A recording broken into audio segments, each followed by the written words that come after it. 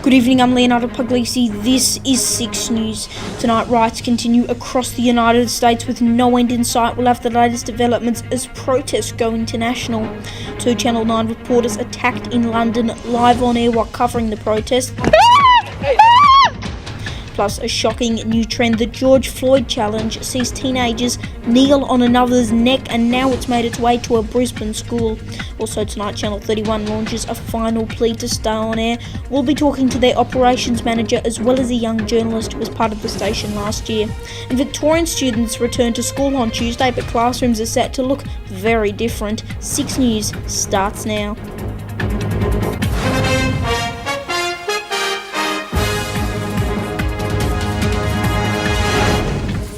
Thanks for joining us on this very busy Sunday. Our news is once again dominated by the protests happening not just in the United States but around the world following the death of George Floyd. These protests have now been seen in countries across the world. They include the UK, France, Greece, and now here in Australia, amongst other countries. This all comes despite all 4 officers involved in George Floyd's death being arrested and charged. In the past week, several journalists have been attacked by the police or protesters while live on air. Channel 9's Sophie Wash was assaulted while reporting in London. Thankfully, she was okay, with the man later tracked down and arrested. And less than 12 hours after that, another Channel 9 reporter was attacked. Ben Avery chased by a large group of protesters. He was also unharmed. Okay guys, so what's happened, we've been trying to walk away from the danger here, but it's been following us. As we just mentioned, all 4 officers involved in the death of George Floyd have now been arrested and charged. These are the faces of the 4 men who have sparked protests across the United States and the world. From left to right, they are Thomas Lane, Tu Tow, Derek Chauvin, who was the officer seen with his knee on Floyd's neck, and J. Alexander Kuang. Charges range from second-degree murder to aiding and abetting to second-degree manslaughter. Bail for 3 of those now former officers is currently set at $1 million. The 2 officers who attacked Channel 7 reporter Amelia Brace and her cameraman Tim have now been stood aside. It came as calls for an investigation into what happened outside of the White House grew, not just here in Australia but also around the world. This all comes as more allegations of authorities targeting journalists emerge. In the past fortnight, reporters from several networks have been arrested, punched and sprayed with tear gas. Many of those incidents captured live on air. There's a shocking new trend making the rounds on social media right now. It's called the George Floyd challenge, and it involves one person kneeling on another person's neck in reference to Mr. Floyd's final moments. The trend has now made its way to Australia, with shocking images emerging of 2 schoolboys in Brisbane taking part in the challenge with the caption "RIP George Floyd." However, St Joseph's College Gregory Terrence said it was an act of bullying, not a tribute to Mr. Floyd. The prestigious private school says they are now investigating. Okay, then we're going to take a quick break, but coming up next on 6 News, we'll take a look at what's trending online. Plus, reporter Jared Taylor has the latest from New South Wales as shops begin to reopen. Also, the final plea from Channel 31 only weeks before they are set to be taken off the air. And Sebastian Puglisi talks about the return of face-to-face learning in Victoria, but not everyone's happy. Stay with us.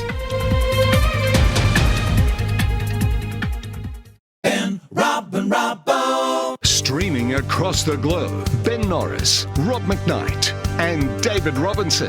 Ben, Rob, and Robbo. News, reviews, entertainment news. It's the Ben, Rob, and Robbo. Ben, Rob, and Robbo Show. Ben, Rob, and Robbo Show. The Ben, Rob and Robbo Show, Monday to Thursday at 1 p.m, right here on Ticker TV.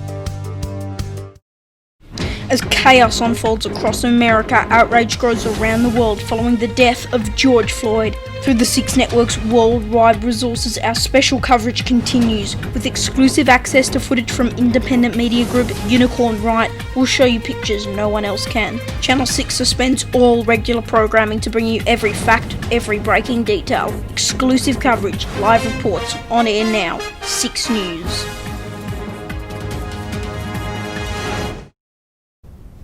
Welcome back. It's time to take a look at what's trending online, and social media was flooded with a sea of black images on Tuesday as the Blackout Tuesday hashtag went viral. But it didn't exactly go to plan. Hundreds of thousands of users mistakenly tagged Black Lives Matter, meaning the BLM hashtag, which usually has the latest information on the protest and how to protect yourself, had thousands of black squares on its page. Were you a part of the blackout? Tell us by tagging hashtag 6NewsAU on either your Facebook, Twitter or Instagram posts. Businesses are beginning to reopen across New South Wales as coronavirus cases drop around the country. Reporter Jared Taylor has the latest details. Cafes, restaurants, beauty salons and Sydney Strong Zoo have opened up their doors as the New South Wales government declares that they can continue trading as of June 1st. Scott Morrison announced today that the monthly COVID reaction plan will come out later throughout the month and that he feels that this is a very necessary and prominent moment. He also assures that we all should remain vigilant during the coronavirus pandemic still being active. He also urges companies that are reopening that are permitted to also follow the COVID Safe Work Action Plan, which has been on the New South Wales Government's websites for these businesses to follow. Jared Taylor, 6 News. Channel 31 has launched one last plea to stay on air in Melbourne and its surrounds.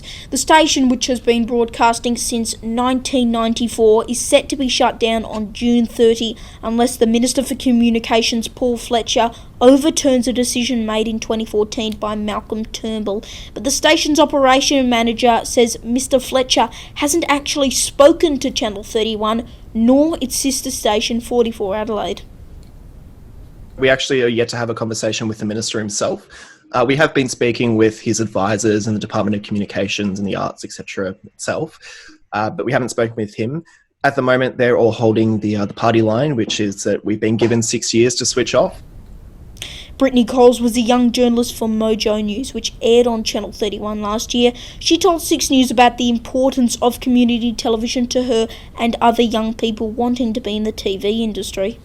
Well, you can't get relevant TV studio experience via the internet. There's great YouTube platforms, there's great digital news out there, but it's nothing like an actual production of a TV show. And if you want to help out, use the hashtag KeepLocalTV on social media and write a letter of support to your local MP, especially if they are from the Coalition. Victorian students are set to become the last in the country to return to face-to-face learning, but as Sebastian Puglisi explains, not everyone's happy. Most Victorian students are set to return to school from Monday with tough restrictions in place due to the coronavirus pandemic. Students will start at a different time depending on the year level, with mandatory hand washing after each break.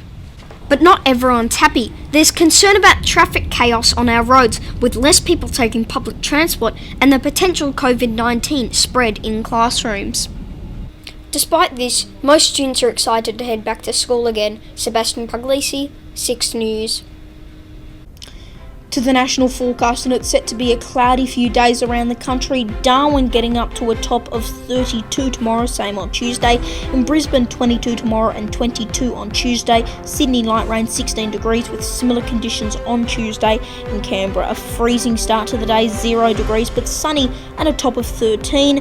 Melbourne, also 13 degrees, also cloudy. Hobart, 12 degrees, partly cloudy, 14 on Tuesday. Adelaide, a top of 14 tomorrow, and Perth, a warmer top of 22. And before we go tonight, a quick recap of our top story this Sunday. And protests continue across the United States, here in Australia and the world, despite all 4 officers involved in the death of George Floyd being arrested. They've been charged with second-degree murder as well as aiding and abetting to second-degree manslaughter. And that is 6 News for this Sunday evening. You can stay up to date on our Facebook, Twitter and Instagram pages at 6 News AU. If you're watching via Melfeed videos, stick around because up next is Inline Plus. I'm Leonardo Puglisi. Thanks for your company. Good night.